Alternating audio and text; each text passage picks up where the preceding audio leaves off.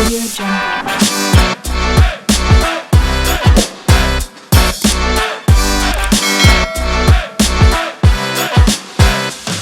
Audio Jungle. सबको जय मसीह की। आज फिर से परमेश्वर का उपस्थिति में आने के लिए प्रभु ने सहायता किया। जैसे अनाउंस किया, हर थर्सडे बाइबल क्लास होंगे। आज हम एक नया सेशन आरंभ कर रहा है। मैंने पिछले दिनों में बताया कि फीस्ट ऑफ द लॉर्ड, यहोवा का पर्व का विषय में हम सीखेंगे, इसलिए आज हम उस क्लास को आरंभ करेंगे। इससे पहले आप आराधना के विषय में कुछ दिन सीखा। जैसे आप बाइबल क्लास में जुड़ते हैं, जब तक वो सीरीज ख़त्म नहीं होते हैं, आप जुड़े रहे, आप सीखे, आप उसका नोट बनाएं या एक दो बार आप सुने और उस बात आपका मन में बैठ जाए। परमेश्वर के वचन से सीखने के लिए हमें मिलने वाला हर एक अवसर बहुत बहुमूल्य है, इसलिए आप सीरियसली इस बात को जानकर परमेश्वर को धन्यवाद देकर वचन पढ़ने के लिए परमेश्वर देने वाला अवसर के लिए प्रभु को धन्यवाद दें। और हम प्रार्थना के साथ आज का इस क्लास को, इस सीरीज को हम आरंभ करेंगे, फीस्ट ऑफ द लॉर्ड, यहोवा का पर्व। आइए हम प्रार्थना करेंगे। स्वर्गीय पिता परमेश्वर, हम आपको धन्यवाद करते हैं। आज रात फिर से हम आपके चरणों में आते हैं प्रभु, तेरा वचन सीखने के लिए, पढ़ने के लिए बड़ा इच्छे के साथ हम आपके चरणों में आए। पवित्र आत्मा, आप हमें सिखाने वाला है। You are the teacher of the word of God. आज हमें सिखाए पवित्र आत्मा। पुराना नियम और नया नियम, सारे बाइबल तेरा दिया हुआ वचन है, हमें पढ़ने के लिए, सीखने के लिए और समझने के लिए। आमीन। Law feast of the Lord, इस सब्जेक्ट जब तक हम पढ़ते रहे, प्रभु आपके अनुग्रह बना रहे, पवित्र आत्मा में अगुवाई करे। सुनने वालों को अब आशीष दे, सीखने वालों को अब आशीष दे प्रभु। इसे सिखाने के लिए आपके अभिषेक हमारा मध्य में कार्य करने पाए। धन्यवाद आज के दिन के लिए, ये अवसर प्रभु आप हमारे जीवन में फिर से दिया, इसलिए हम आपको धन्यवाद देते हैं। यीशु के नाम पर मांगते हैं, आमेन आमेन। फीस्ट ऑफ द लॉर्ड अर्थात यहोवा का पर्व, वचन में आपको खास 3 जगह में इसका रेफरेंस मिलते हैं। लेवी व्यवस्था 23 अध्याय में मूसा को परमेश्वर आदेश दिया हुआ इस 7 और सबत मिला के 8 पर्व के विषय में लिखा हुआ पढ़ सकते हैं। पूरा घर में पूरा चैप्टर में पढ़ के समय नहीं निकाल रहा हूँ, लेकिन आप जरूर लेवी व्यवस्था 23 अध्याय को आप पूरा पढ़िए। आप इसको नोट कर सकते हैं इस समय। दूसरा, गिनतियों का किताब 28 और 29 में भी लिखा है, तो उस 2 चैप्टर भी आप पढ़ें। और व्यवस्था विवरण 16, ये 3 रेफरेंस आप पढ़ें। इस क्लास सुनने के बाद इस तरह आप अनुशासन के अनुसार आप समय निकाले और पढ़ेगा तो निश्चय ये वचन आपका जीवन पर, आपका जीवन में आशीष देते रहेंगे। और जो वचन आप सीख रहा है और भी बहुत से लोगों के लिए आशीष के कारण होंगे।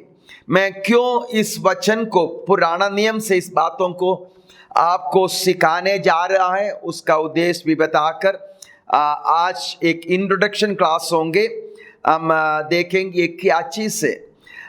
उसके लिए मैं ये 23 अध्याय, जो लेवी व्यवस्था 23 अध्याय, उसका 1 से 3 तक वचन पढ़ूंगा। फिर यहोवा ने मूसा से कहा, इस्राएलियों से कह कि यहोवा के पर्व जिनका तुमको पवित्र सभा एकत्रित करने के लिए नियत समय पर प्रचार करना होगा, मेरे वे पर्व ये है ना। तो 2 शब्द आप ध्यान रखना, यहोवा का पर्व लिखा है और परमेश्वर कह रहे मेरे वे पर्व ये है। तो ये इस्राएलियों का पर्व नहीं है, ये परमेश्वर का पर्व, यहोवा का पर्व है। तो आज कलीसिया में हम इस पर्व को नहीं बनाते हैं, लेकिन उसका लिटरल, उसका आत्मिक अर्थ में हम इस पर्व को मनाते हैं। हम उससे जुड़े हुए हैं। उस बात आप जान लेंगे जब हम सीखेंगे। तो पहले बात आपको समझना, this is not the feast of Israel. यहूदियों का फीस्ट नहीं है, यहूदियों का पर्व नहीं है, यहोवा का पर्व है। 6 दिन कामकाज किया जाए, पर 7वां दिन परम विश्राम का और पवित्र सभा का दिन है। उसमें किसी प्रकार का कामकाज ना किया जाए। वह तुम्हारे सब घरों में यहोवा का विश्राम दिन ठहरे। तो पर्व के विषय में जब आज्ञा देते हैं परमेश्वर, सबत का भी एक पर्व का समान इस्राएल लोगों के लिए दे दिया कि वो हर हफ्ता सबत को माने। और सबत का विधि को आपको मालूम है, लेकिन हम सबत हमारा सब्जेक्ट नहीं है। बाकी जो 7 अलग अलग पूरा साल भर में उत्सव मनाने वाला पर्व के विषय में हम इन सीरीज में सीखेंगे। सबसे पहला है फसह का पर्व, पास ओवर। दूसरा है अखमीरी रोटी का पर्व, और तीसरा है फर्स्ट फ्रूट, कटनी का पहला फल, कटनी का पर्व। और 4th है पेंतकोस्त, पेंतकोस्त का पर्व। और 5th है फीस्ट ऑफ द ट्रम्पेट, तुरी का पर्व। और 5th है डे ऑफ अटोनमेंट, प्रायश्चित का दिन। और 7th है फीस्ट ऑफ टैबरनाकल, चौपड़ियों का पर्व। तो इनमें से बहुत सारे पर्व यीशु मसीह जब था तब इस पर्व में जाने का, उत्सव मनाने के विषय में भी आप नया नियम में भी सीखते हैं। आज भी इस्राएल में ये उत्सव पर्व मनाए जाते हैं, लेकिन पहले जितना था उतना नहीं है। आज इस्राएल में ना तो उनके लिए एक मंदिर है जिस पर वो आराधना करें, फिर भी बहुत पक्का यहूदी विश्वासी लोग इन पर्वों को मनाते। तो 7 पर्व है, 7 फीस्ट ऑफ द लॉर्ड, 7 पर्व है यहोवा का पर्व। हम क्यों इसको सीखने जा रहा है, या इसको सीखने से क्या लाभ है? आपको ये पढ़ने से इतना कुछ समझ में नहीं आएगा। ये करना, वो करना, फसह का पर्व में तुम यो करना, ये इसे करना, ये सब यहूदियों को बताई वो बातें। तो हमें आज ये सब करने का जरूरत भी नहीं है। फिर हमें क्यों सीखने का मतलब है? अगर ऐसे सवाल आपके अंदर है तो उसका उत्तर में मैं आपसे कहना चाहते हैं, यहोवा का पर्व यहोवा का कैलेंडर है। This is the calendar of God. परमेश्वर का समय है, परमेश्वर का सीजन को ये पर्व रिवील करते हैं। और ये भविष्य सूचक बात है, पर्व जो उनको दिया। दिस हैज प्रोफेटिकल सिग्निफिकेंस, भविष्य सूचक इंपॉर्टेंस इन पर्वों में है। और ये 7 पर्व में परमेश्वर यहोवा मानव को बचाने के लिए उनके अंदर यो योजना है। Redemption plan of God is reveal. परमेश्वर का मानव का छुड़ाने का योजना इस 7 पर्व के द्वारा परमेश्वर ने प्रकट कर दिया। तो ये हमारे लिए इंपॉर्टेंट है, क्योंकि ये परमेश्वर का कैलेंडर है, क्योंकि ये मानव का उद्धार का स्टोरी है। This is a story of the redemption plan of God. जो 7 और आप पढ़ते जाएंगे, यह बहुत इंटरेस्टिंग सब्जेक्ट है, बहुत अच्छा सब्जेक्ट है आपका। आप जब इसको स्पिरिचुअल मीनिंग को समझेंगे तो आपको ये बात अच्छा लगेगा। इस पर्व के लिए कुछ और भी शब्द उपयोग किया, वो है सेट टाइम, नियुक्त किया हुआ समय, अपॉइंटेड टाइम, वही नियुक्त किया हुआ टाइम, रिहर्सल करके एक अर्थ भी इस शब्द को जो इस्तेमाल किया उसका अर्थ निकलते हैं। रिहर्सल, रिहर्सल के लिए क्या बोलेंगे, कुछ चीज जो होने जा रहा है उसको रिहर्सल करते हैं, प्रैक्टिस करते हैं ना। नाटक में रियली स्टेज में जाकर एक्ट करने से पहले थोड़ा क्रिसमस प्रोग्राम में हम रिहर्सल करते हैं, प्रैक्टिस करते हैं, तो उसको रिहर्सल बोलते हैं। तो एक्चुअली ये 7 पर्व एक रिहर्सल भी है, जो असली चीज होने जा रहा है उसका रिहर्सल है। तो ये बात आपको समझने का जरूरत है। और ये 7 पर्व में ऑर्डर में आपको बताया, पासओवर फसह का पर्व, अनलिवन ब्रेड अखमीरी रोटी का पर्व, फर्स्ट फ्रूट पहला फल का पर्व, और पेंतकोस्त का पर्व। ये 4 पर्व स्प्रिंग सीजन में अर्थात मार्च अप्रैल में वगैरह, हमारा मार्च अप्रैल उनका स्प्रिंग सीजन में ये 4 पर्व मनाया जाते हैं। और उसकी बात है 3 और फीस्ट ऑफ ट्रम्बट, तुरी का पर्व, डे ऑफ अटोनमेंट प्रायश्चित का पर्व, और फीस्ट ऑफ टैबरनाकल झोपड़ी का पर्व। ये 3 पर्व ऑटम सीजन में, इसराइल में ऑटम सीजन में अर्थात सितंबर अक्टूबर, हमारा सितंबर अक्टूबर महीने में ये उत्सव मनाए जाते हैं। साल भर मेनली ये 7 पर्व हैं जो यहोवा इसराइल लोगों के लिए मनाने के लिए दिया। इसराइल के कैलेंडर जो परमेश्वर को दिया हुआ कैलेंडर लूनार कैलेंडर है, मतलब चंद्रमा का ऊपर है। जो आज आपके पास जो कैलेंडर है वो सूरज के ऊपर है। ये कहीं ना कहीं हमें नहीं पता, शैतान ने इसको बदल दिया और पूरा दुनिया आज सूरज का उस कैलेंडर को यूज करते हैं। बट रियली जो परमेश्वर ने दिया, मतलब हर महीना उनका फुल मून मतलब पूरा चांद ना, फुल मून से उनका महीना आरंभ होते हैं। तो मैंने कहा पहला 4 Passover, अनलिवन bread, first fruit, Pentecost, 4 ये 4 पूरा हो चुका है। उसके आत्मिक अर्थ में ये अब हिस्ट्री बन गया है। ये इसका फुलफिलमेंट हो चुका है। और जो 3 पर्व हैं, feast of the trumpet, day of atonement, feast of tabernacle, 3 पर्व अब होने का है, अब उसके इंतजार कर रहा है। ये बात हमें मालूम है, इसराइल लोगों को नहीं मालूम है, लेकिन ये 3 बात अब होने का है। तो इसके बीच में जैसे मैंने बोला मार्च अप्रैल में अगर पहला 4 हो गया तो सितंबर अक्टूबर में बीच में एक पीरियड है।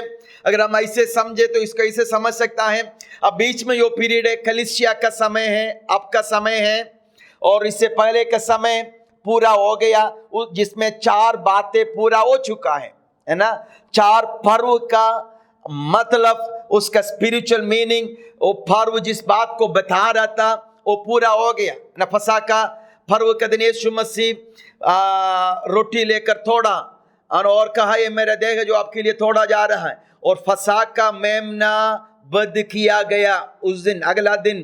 तो फसह का पर्व अब आगे नहीं है, हो गया, पूरा हो गया। तो ये 4 पर्व पूरा हो गया और अब 3 होने का है। तो बीच में जो पीरियड है वो हम समझ सकता है ये कलीसिया का समय है। ठीक है, तो इतने बात आप समझ लेना, तो मैं डिटेल बताएंगे ये कहाँ किस पर पूरा होता है। तो इसराइल का कैलेंडर न्यू मून से आरंभ होता है, पहला महीना उसका कैलेंडर का पहला महीना निसान महीना शुरू होने का 14th डे में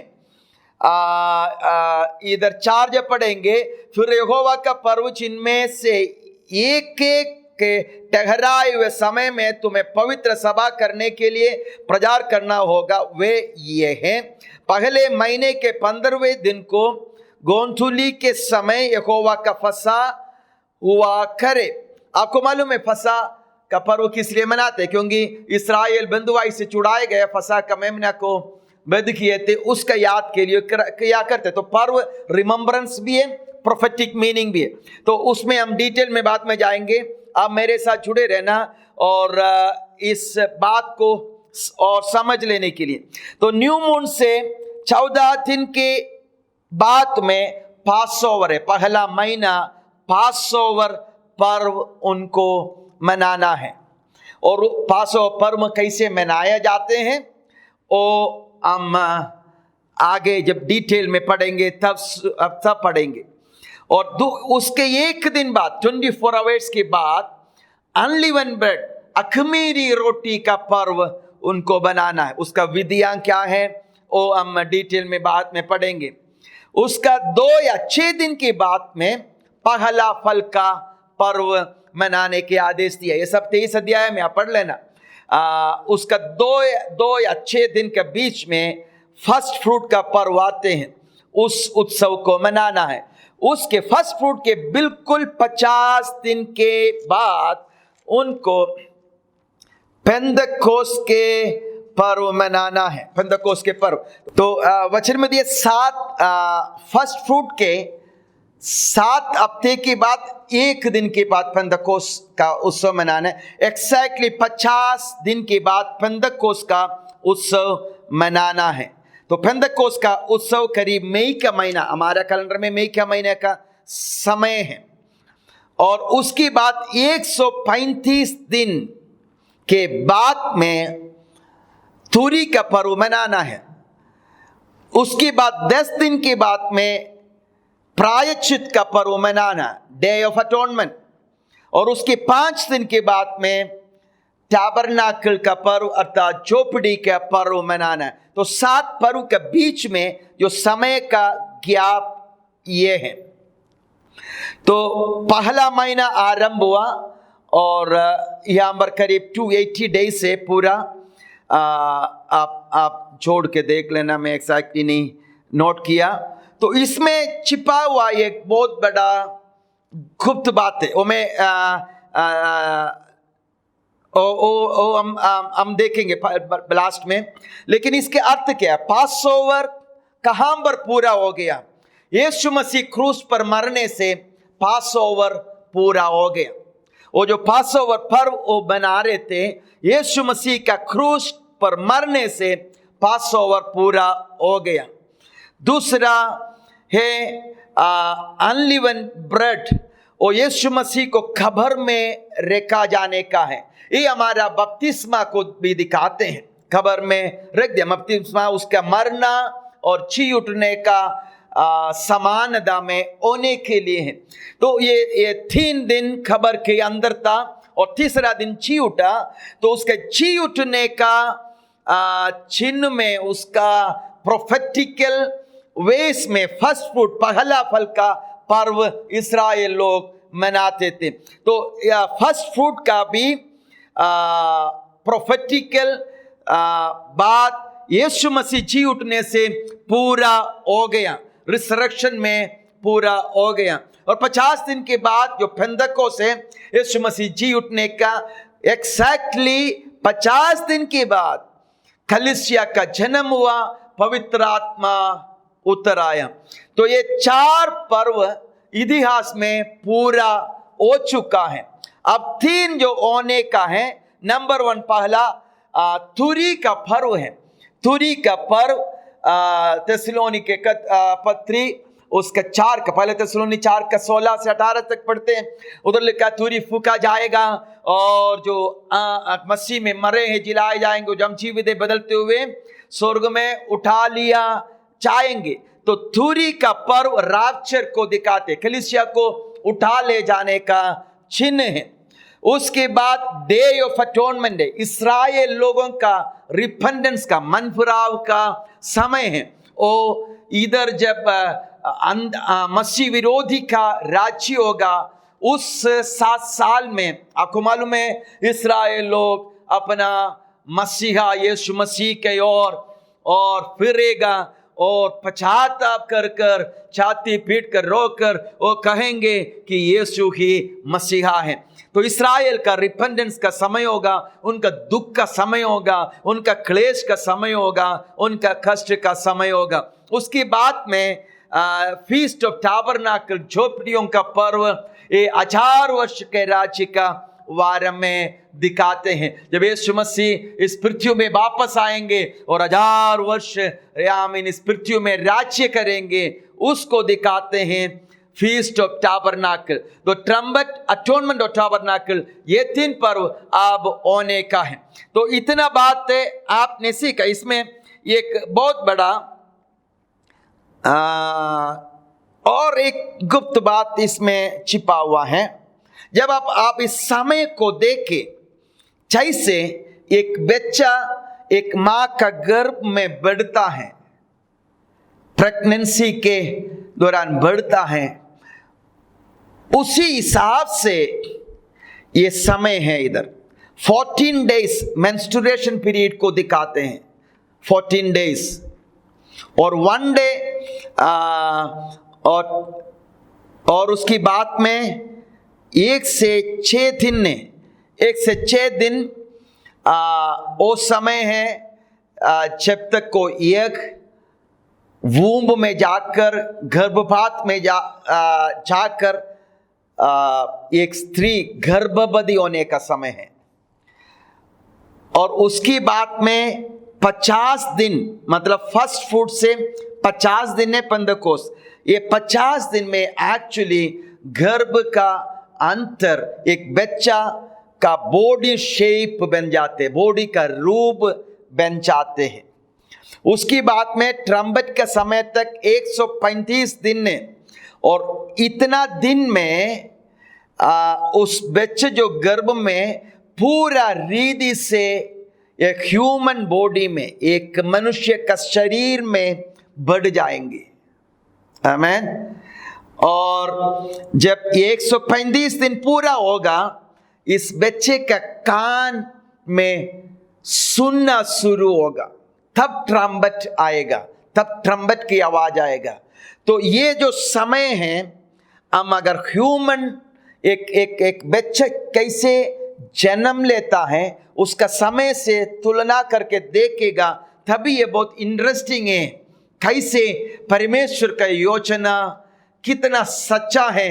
जैसे कलीसिया का जन्म होते हैं, कलीसिया बढ़ते हैं और कलीसिया पूरा यीशु मसीह का ढील डोल तक बढ़ते हैं, तो वो तूरी फूका जाते हैं और कलीसिया उठा लिया जाते हैं। आमीन। तो ये पूरा बात जो इस्राएल को दिया हुआ पर्व, आमीन, आज हमारे लिए, कलीसिया के लिए बहुत मान्य रखने वाला बात है। अगर आप जो हिस्टोरिकली पूरा हुआ 4 पर्व में आप शामिल हैं, तो नीचे आप आने वाला 3 पर्व में भी आप शामिल होंगे। वो कौन कौन सा है? पास ओवर। क्या आप यीशु मसीह को अपने उद्धारकर्ता करके ग्रहण किया? क्या आप उसके बलिदान को अंगीकार किया? क्या अपने पापों को आप मानकर मन फिराया? क्या आप फसह का पर्व मनाया? आत्मिक रूप में क्या फसह का पर्व आपने मनाया? क्या आप अखमीरी रोटी अर्थात पवित्रदायी के जीवन में, आमीन, रोमियो के पत्री में लिखा है, जब हम बपतिस्मा लिया तो हम यीशु मसीह का मृत्यु का समानता में हो गया, मर गया, तो फिर हमारे ऊपर पाप का कोई अधिकार नहीं है। तो पाप नहीं है तो बिल्कुल अखमीरी है। यीशु मसीह का मृत्यु का समानता में होना, है ना, शरीर का और सारे अभिलाषाओं के लिए मरना, पाप के लिए मरना, ना, मर गए, यीशु मसीह मर गया और तीसरा दिन जी उठा। तो बपतिस्मा उसका समानता में होने के लिए परमेश्वर दिया हुआ ये क्रिया, ये काम है, बपतिस्मा में उसके साथ जुड़ जाना। तो क्या आपने बपतिस्मा लिया? पौलुस भी इस अनलीवेंड ब्रेड के विषय में 1 कुरिन्दी के 5 में लिखा है। 1 कुरिन्दी उसका 5:7 से जब पढ़ेंगे वैसे लिखा है, पुराना खमीर निकाल कर अपने आप को शुद्ध करो कि नया गूंदा हुआ आटा बन जाओ, ताकि तुम अखमीरी हो, क्योंकि हमारा भी फसा जो मसीह है बलिदान हुआ है। इसलिए आओ हम उत्सव में आनंद मनाए, ना तो पुराना खमीर से और ना बुराई और दुष्टता का खमीर से, परंतु सीधाई और सच्चाई के अखमीरी रोटी से।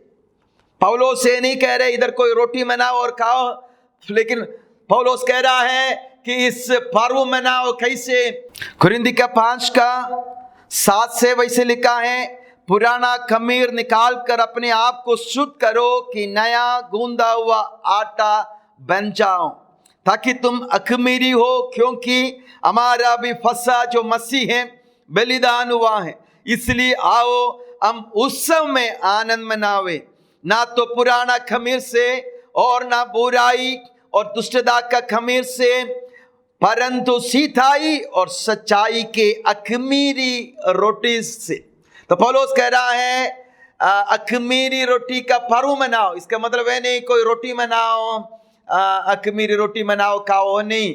पौलुस आत्मिक रूप में कहता है उसका उत्सव मनाओ। कैसे? बुराई दुष्टता इन सब को दूर कर कर सीधाई और सच्चाई से उसके आराधना करते हुए पर्व मनाओ। हालेलुया। तो अगर आपने अखमीरी रोटी का पर्व मनाया और आप पेंतकोस्त के पर्व मनाया, पेंतकोस्त आपको मालूम है यीशु मसीह चेलों से कहा कि तू यरूशलेम में ठहरा रहना जब तक वायदा का आत्मा ना आए, और 120 लोग ऊपर का कोठरी में ठहरा रहा, ऊपर का कोठरी में ठहरा रहा, और 120 लोग एक मन होकर जब प्रार्थना कर रहे थे। 50वां दिन पेंतकोस्त का दिन, जब पेंतकोस्त का पर्व यरूशलेम में मंदिर में सारे यहूदी पर्व मना रहा था, उधर पवित्र आत्मा नहीं आया, लेकिन 120 लोग मरकोस का ऊपर का कोठरी में जब प्रार्थना कर रहे थे, उधर असली पेंतकोस्त हुआ, पवित्र आत्मा उतर आया और लोग आत्मा में भरा और अन्य भाषा में आराधना करने लगा और परमेश्वर का महान कार्य को वर्णन करने लगा, स्तुति करने लगा। तब जो पेंतकोस्त का पर्व मनाने वाला वो सब दौड़ कर आया, देखा कि ये क्या हो रहा है, उनको समझ में नहीं आया, उनको समझ में नहीं आया। ओ कहा कि ये तो मदिरा पी रखा है, लेकिन पत्रोस खड़ा होकर प्रचार किया ये मदिरा पिया हुआ नहीं है, ये पवित्र आत्मा को परमेश्वर ने उंडेला है, जिसका भविष्यवाणी योवेल नबी का किताब में लिखा है, अंतिम दिनों में मेरे के ऊपर मेरे आत्मा को उंडेलूंगा। वो है जो यहाँ पर हो रहा है। तो असली पेंतकोस्त परमेश्वर यहाँ पर 120 लोगों के ऊपर उंडेला, उस पवित्र आत्मा जो उंडेला गया आज भी हमारा जीवन में कार्य करते हैं और इस पृथ्वी में है। आज भी यीशु मसीह पर विश्वास करने वालों के ऊपर, बपतिस्मा लेने वालों के ऊपर पवित्र आत्मा परमेश्वर उंडेल रहा है, उन्हें आत्मा से भर रहा है। पत्रोस भी कहा तुम अनेक लोग मन फिरो और यीशु मसीह के नाम पर बपतिस्मा लो तो तुम्हें पवित्र आत्मा का दान मिलेगा। ये वायदा तुम्हारे लिए है और तुम्हारे संतानों के लिए है और उन दूर दूर रहने वाला सबके लिए है जिसको हमारा परमेश्वर अपने पास बुलाएगा। तो ये वायदा आपके लिए। तो मेरा सवाल है, क्या आपने पेंतकोस्त का पर्व मना रहा है? क्या आपने पेंतकोस्त का पर्व मनाया? क्या आप आत्मा में भरा हुआ है? क्या आपने पास ओवर मनाया? क्या आपने अखमीरी रोटी का पर्व मनाया? क्या आपने पहला फ्रूट का पर्व मनाया? यीशु मसीह का जी उठने का पर्व, आमीन। यीशु मसीह का जी उठने का सामर्थ क्या आपका जीवन में कार्य कर रहा है? क्या आपका पेंतकोस्त की आत्मा से भरा हुआ है? तो आने वाला दूसरा 3 पर्व भी आप मना पाएंगे और पवित्र आत्मा आपको उस पर्व में भी लेके चलेंगे। जो ट्रम्बट है कि तुरी फूका जाएगा और कलीसिया उठा लिया जाएगा। आमेन। और अटोनमेंट डे, और आखिरी में टैबरनाकल का पर्व है कि झोपड़ी का पर्व, 1000 वर्ष हम यीशु के साथ इस पृथ्वी में हम राज्य करेंगे। तो ये 7 पर्व इस्राएल को मनाने के लिए परमेश्वर ने दिया। इसका बड़ा आत्मिक अर्थ है। आमीन।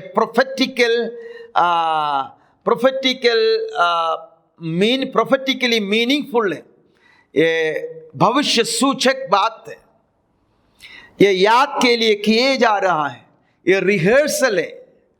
इस्राएलों को बड़ा स्ट्रॉन्ग और कठिन नियम के साथ परमेश्वर दिया हुआ 7 उत्सव है। हम अगले क्लास से हम क्या सीखेंगे? ये अलग अलग पर्व इस्राएल में लोग कैसे मनाते हैं और उसके आत्मिक अर्थ क्या है और उसका प्रोफेटिक मीनिंग क्या है। तो उस बातों को हम अगले क्लास से पढ़ेंगे। आमीन। अगले क्लास से उस चीज़ को हम पढ़ेंगे। तो मैं आपको इसके बीच में डाला हुआ 1-2 डायग्राम है कि पहला 4 पर्व और दूसरा 3 पर्व जो महीने के हिसाब से कब होते हैं, उस ऑर्डर है, उस समय है। तो आप उसको देख के पढ़िए तो आप और इस बातों को समझ पाएंगे। और जब हम इस क्लास को, जब एक एक पर्व को इस्राएल में आज लोग कैसे इसको मनाते हैं और उसका स्पिरिचुअल मतलब क्या है, जब आप पढ़ेंगे आपको और भी इसमें इंटरेस्ट आएगा, उत्तेजना आएगा कि और इस बात को पढ़ने के लिए। तो मैंने आज थोड़ा इंट्रोडक्शन आपको बताया कि क्या है पुराना नियम में परमेश्वर दिया हुआ 7 पर्व। जब आप पुराना नियम में जाकर ऐसे पढ़े तो आपको कुछ भी नहीं समझ में आएगा कि ये पर्व क्या है, ये क्या है, उसका विधियों आपको कुछ भी समझ में नहीं आएगा। लेकिन वो सब बहुत स्पिरिचुअली सिग्निफिकेंस, आत्मिक रूप में बहुत मतलब रखते हैं। ये बात आप समझकर फिर उसको पढ़ेंगे तो आपको पुराना नियम पढ़ने में भी अच्छा लगेगा, क्योंकि उसकी मतलब आपको समझ में आएगा। तो आने वाले दिनों में हम एक एक करके डिटेल में जाएंगे। बहुत ज़्यादा दिन नहीं लगेगा, लेकिन इस क्लास में आप जुड़े रहें और 7 पर्व के विषय में आपको एक जानकारी मिल जाएगा कि जो आप सीख रहा है जीवन पर आपके साथ ये समझ और ज्ञान रहेगा। और इसका आत्मिक अर्थ को आप समझकर प्रभु में आप बढ़ेगा और आत्मिक रूप में आप उत्साहित होंगे। प्रभु आपको आशीष दे। आइए हम प्रार्थना करें। स्वर्गीय पिता परमेश्वर, आज के दिन के लिए धन्यवाद, इस क्लास के लिए धन्यवाद। 7 पर्व इस्राएल को आपने आमीन मनाने के लिए दिया। प्रभु शायद वो जिस पर्व को मना रहे थे बहुत डिटेल में, बहुत सच्चे रूप में उनको इसका अर्थ समझ में नहीं आया, लेकिन प्रभु आज इसका अर्थ, इसका मतलब समझने के लिए आपने हमारा बुद्धि को छुआ। इसलिए हम आपको धन्यवाद देते हैं। आगे के क्लास में भी पवित्र आत्मा अब हमारा सहायता कर और अगुवाई कर। धन्यवाद। प्रार्थना सुना यीशु के नाम पर मांगते हैं। आमीन।